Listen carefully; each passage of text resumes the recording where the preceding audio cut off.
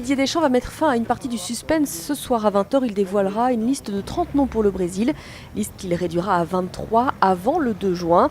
De quoi faire déjà un premier état des lieux car le sélectionneur a une idée précise de certains noms. J'ai une vingtaine de noms dans ma tête. Bon, pour moi, 20, une vingtaine, c'était pas forcément 20.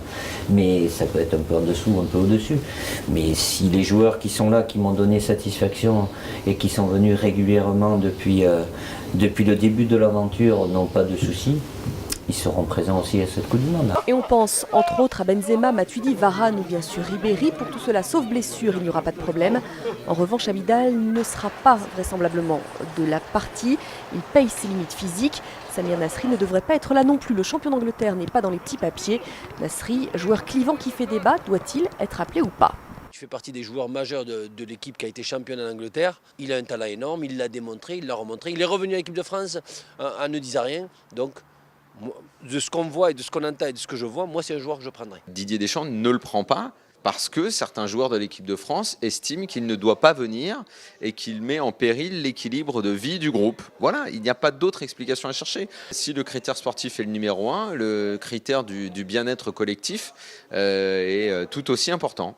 Des certitudes, des cas moins sûrs et encore une question, y aura-t-il une surprise? Comme dit Omed sous Aimé Jacquet ou Chimonda avec Raymond Domenech.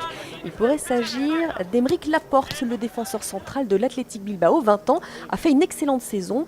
Pense-t-il au bleu le matin en se rasant?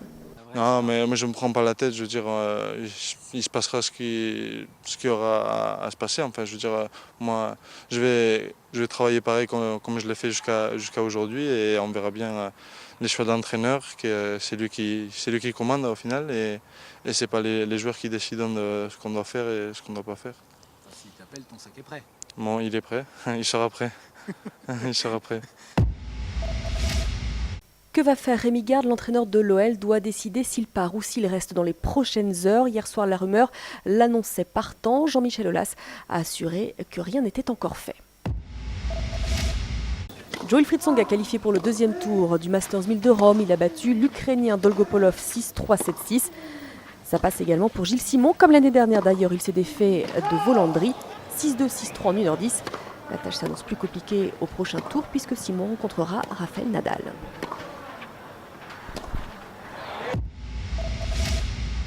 Portland sauve sa peau en demi-finale de la conférence Ouest. Les Trailblazers se sont imposés 103-92 face à l'équipe de Tony Parker qui devra attendre encore un peu avant d'accéder à la finale. Il y a désormais 3-1 pour les Spurs dans la série. Tony Parker a marqué 14 points. Nicolas Batum, côté Portland également.